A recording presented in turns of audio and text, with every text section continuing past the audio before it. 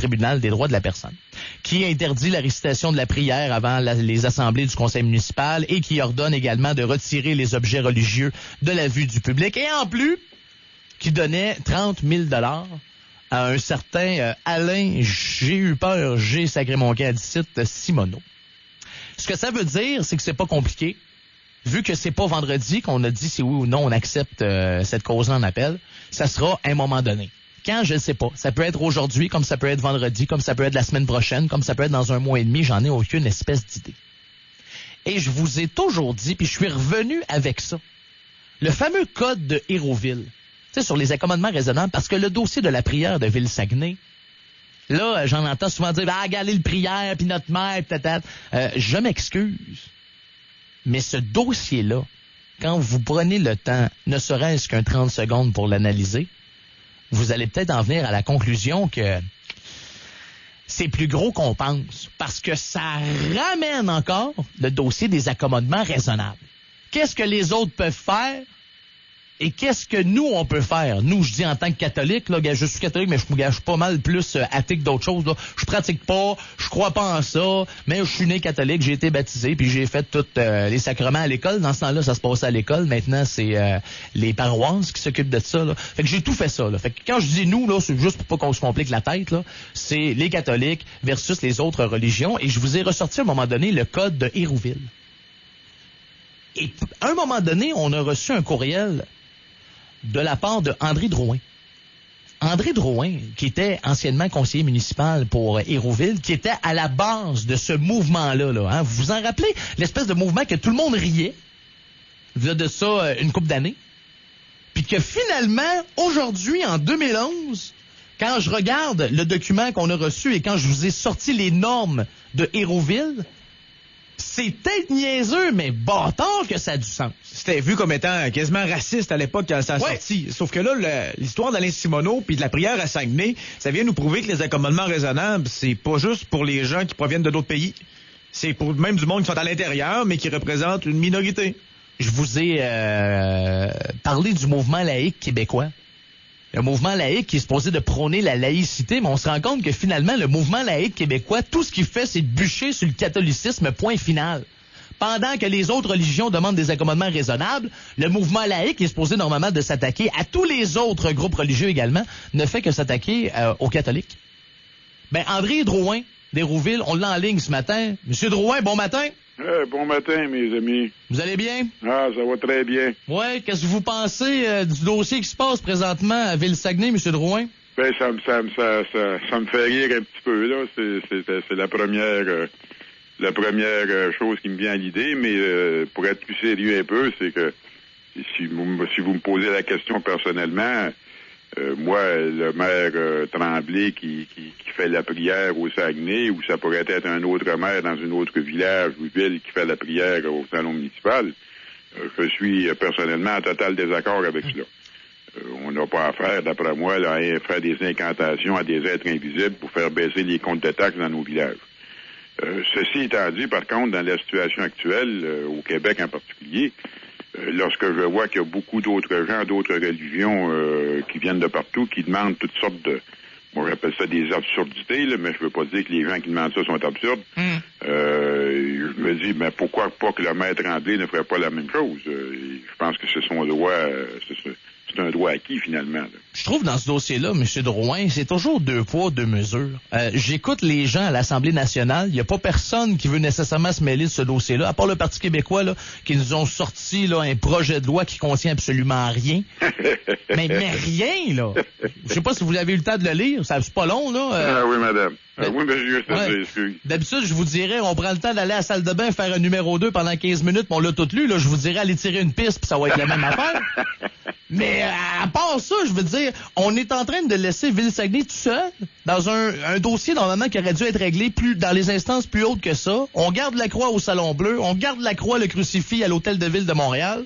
Mais ici, là, on chiale tout contre le maître Tremblay, puis on devrait enlever les signes religieux à l'Hôtel de Ville, donner 30 000 piastres à un gars qui se sentait brimé par une prière. Je veux dire, un moment, c'est deux poids, deux mesures. Il y a personne qui veut se mêler de ça. Dans le fond, tout le monde a la chienne. Oui, mais ça, là, on peut en parler de la façon que vous en parlez là, pendant des années, sinon des siècles de temps. Mais qui va se tenir debout? Mais ce qui devrait nous inquiéter dans un tel dossier, puis ça, c'est ma façon de voir les choses, parce que j'aime analyser les situations. Alors, ce qui devrait nous inquiéter présentement, c'est qu'un juge dit au maire Tremblay, au Saguenay, tu feras pas la prière, puis tu n'auras pas de crucifix, puis tu n'auras pas de statue, puis d'image dans ta salle municipale. Et le même juge, la semaine d'avant, ou la semaine d'après, ou le lendemain, a dit, ou peut dire, puis il l'a dit, ça, ce sont des fêtes, mais au Québec en particulier. Vous, mesdames et messieurs, au HEC, un exemple à Montréal, vous allez faire la prière dans le corridor. Vous avez le droit. Vous, mesdames et messieurs, à Concordia, on va vous faire un salon de prière. Vous, mesdames et messieurs, vous avez demandé un salon de prière à l'hôpital, on va vous en faire un. Alors ça, monsieur, là, tant qu'on n'aura pas des politiciens et des politiciennes qui se tiennent debout, la situation va empirer. Et ce qui se passe présentement, moi, je le vois de mon bout, là, parce que je continue là-dedans, c'est quasiment 7 jours par semaine. Je le vois, les commentaires que je reçois de Québécois et Québécoises, puis même de Canadiens, parce que on a le même problème au niveau canadien, qui commencent à dire, puis pas à peu près, là. Puis là, je vais le dire, même si je suis en onde, là, c'est comme si je lisais un document, là. Je sais que c'est pas poli, mais en tout cas, les ondes, si vous l'acceptez, je le dis. Ces Chris-là qui s'en allent chez eux, puis toutes sortes d'affaires de même. On commence à cultiver le racisme. Puis ça, c'est pas dans nos racines, les Québécois, d'être racistes. On a des gens, tu sais, qui sont accueillants, tout ça. Mais lorsque les gouvernements laissent aller, quand je dis les gouvernements, là, ce sont des personnes, hein, c'est pas censé être des êtres invisibles, ça, les êtres qu'on a, appelons ça, qu'on nous avons élus. Alors là, tant qu'ils prendront pas action dans ce dossier-là, on va voir se reproduire exactement ce qui se passe en Europe depuis 15 ans. Et je demande simplement à nos élus politiques, peu importe la couleur, de dire, au Québec, des accommodements pour des motifs religieux, il n'y en a pas. Tiens, monsieur, c'est très compliqué, ça, là? C'est très simple, hein? Mais simple, en tout cas. Mais parce que c'est vrai que cette haine-là qu'on a, parce que là, on est tous des racistes, hein? Puis on commence à les détester. Pourquoi on les commence à les détester? C'est parce qu'on leur permet tout quand nous, on n'a rien. Ben, c'est pas nous qui permettons, monsieur, là. Ce sont nos lois. Présentement, le pays, le Québec en particulier, vous en avez un preuve en fin de semaine, est gouverné par des juges et des avocats. Ouais. Hein? Puis plus ça prend de temps à court, plus on va haut, plus ça coûte cher, plus c'est payant pour ces gens-là. J'essaye pas de dire que ce sont des bandits, là. Et il y a un système, puis ils l'utilisent. Mais c'est nous, les payeurs, comme dirait Michel Chartrand dans le temps, où il disait Michel Chartrand, nous, les cochons payeurs de taxes, c'est nous autres, ça. Alors, il faudrait que, puis en plus, présentement, lorsque je disais qu'il y a beaucoup de gens qui commencent à être racistes dans le sens que je disais, le problème, là, monsieur, là, le problème n'est pas les immigrants. Les immigrants, ce sont des personnes, ça. C'est du monde comme nous autres. Souvent, ils sont tous fins, puis ils sont plus fous que nous autres. Le problème, c'est notre processus d'immigration qui nous coûte, puis je le répète, je suis en onde présentement, puis je le sais très bien, il nous coûte des milliards par année. Et puis je le répète, là, pas des millions, là, des milliards.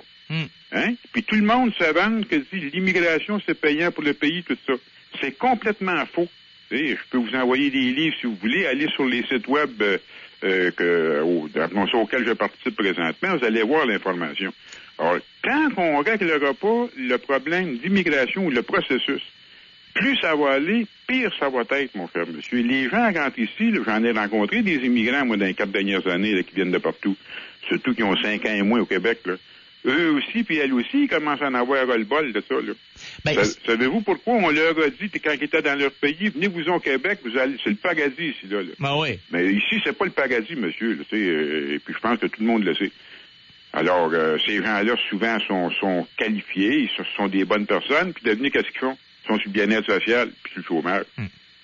Ce que je trouve déplorable aussi là-dedans, M. Drouin, c'est que on les met tous dans le même panier. Quand c'est souvent une minorité d'extrémistes religieux qui débarquent ici et pour, je sais pas, moins 7-8 personnes, on va permettre aux gens d'être encore plus frustrés contre les immigrants juste parce qu'un petit noyau réclame quelque chose qui normalement devrait même pas avoir le droit ici.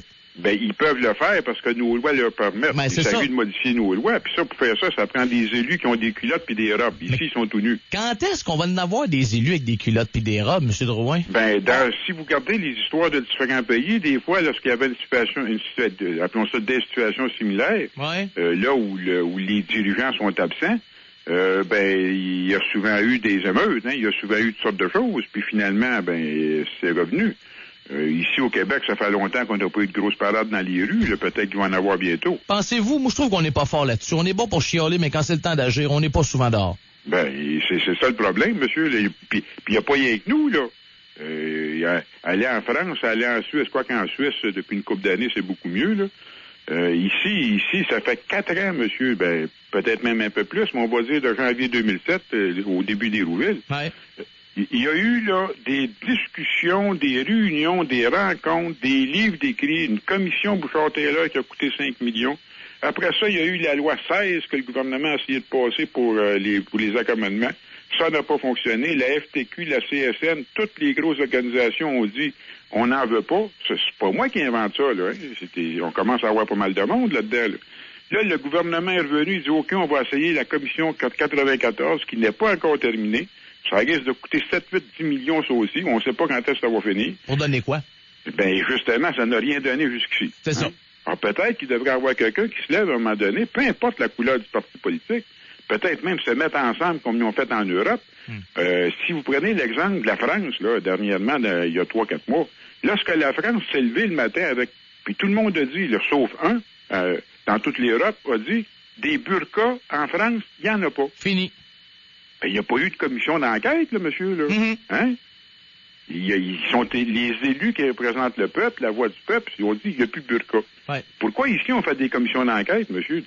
Expliquez-moi ça, là. Pour payer des avocats, pour payer des gens qui travaillent au dossier, pour jaser de ça, après ça faire un gros rapport de je sais pas combien de pages, mettre ça sur la tablette, ça sert à rien. Surtout, la cause principale, c'est que nous n'avons pas de dirigeants et de dirigeants. Ouais, c'est ça. C'est pour ça. Ouais. En terminant, oui, allez-y, M. Drouin. Oui, mais c'est pour ça que ça en prend. Ouais. Alors, moi, je vais proposer, puis je suis pas le seul, là, en Europe, ça fonctionne assez bien présentement, mais au Québec, c'est en train de remonter encore plus. Parce que les mouvements vont s'accélérer, monsieur. Plus vous allez laisser grossir le problème, en n'apportant pas de solution, plus ça va être.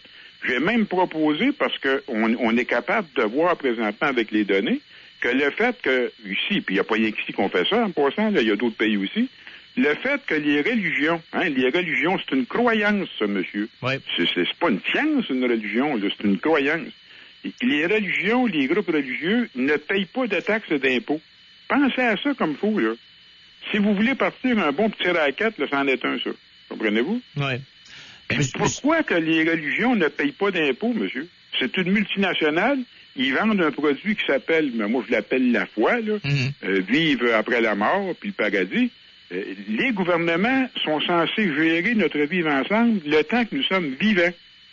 Les religions, c'est après. On ne peut pas mélanger les deux.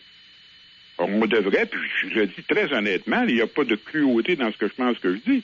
Pourquoi que les entreprises multinationales à caractère religieux ne payent pas de taxes et d'impôts?